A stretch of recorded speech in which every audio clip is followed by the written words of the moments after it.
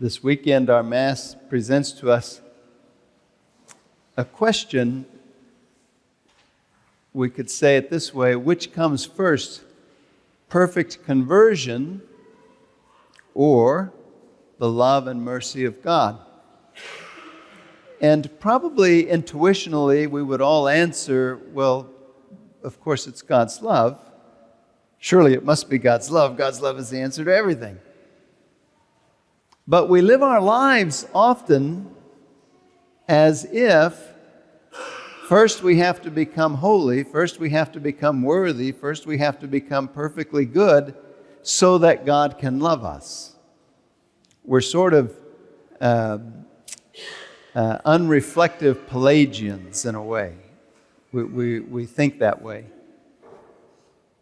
But a moment's reflection helps us to see, as does this gospel, if God's love doesn't come first, if His mercy does not come first, then it is simply impossible for us to become holy. It is certainly impossible for us to become worthy of God's love. Even the greatest of the saints was not worthy of God's love. God's love is a gift to us. Jesus meets with this Samaritan woman who, from the few details we have in the gospel, has a life that's filled with all kinds of drama, it sounds like. If you've got 5 husbands running around, there's some drama in there somewhere, right? There's a lot of sleepless nights and concerns about what am I going to do tomorrow about all of this.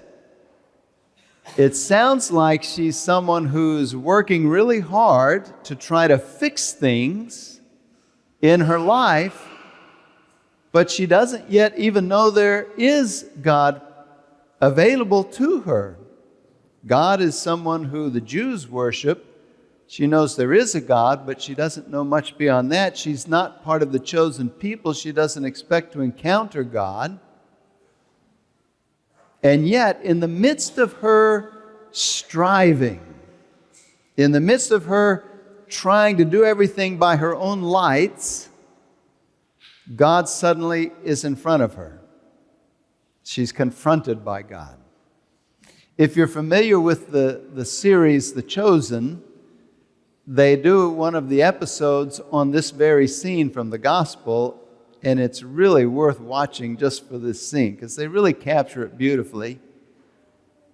She's so pessimistic and she's so cynical because of all of the trauma that she's endured in her life that it's hard for her to accept that God is here in front of her, or that God could love her, that God could even want to speak to her.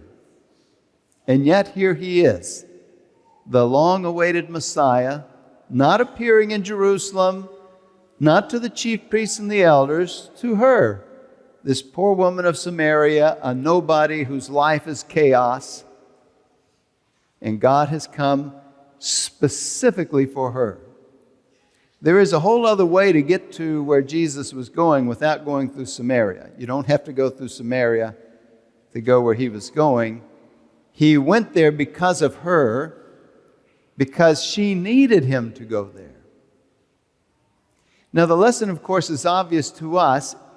It's simply something that's more challenging to accept. Before we ever do anything righteous, before we ever do anything good, God already loves us as much as He can, as much as is possible.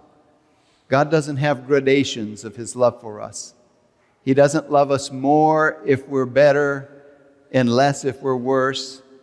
He loves us always fully as God, and because He does, when we get this order straight, because He does, and the more that we maintain a conscious awareness of His love coming to us, the better then we will be.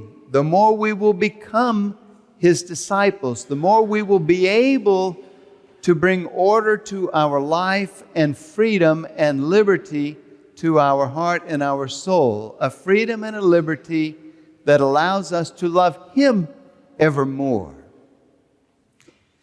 We literally do not have to wait till we die to live the life of heaven.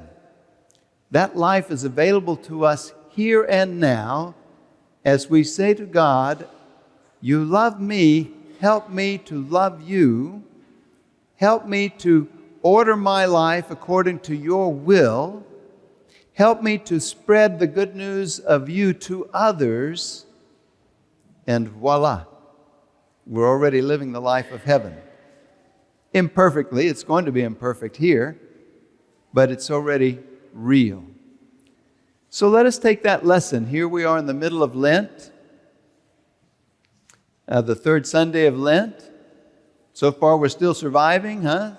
Maybe tightening our belts a little. Mine actually got bigger. But we're doing our best to go through Lent. But if we take this message to heart, we will put our lives in proper order. God will be the first thing. His will for us will be everything, and His blessing to us will be endless.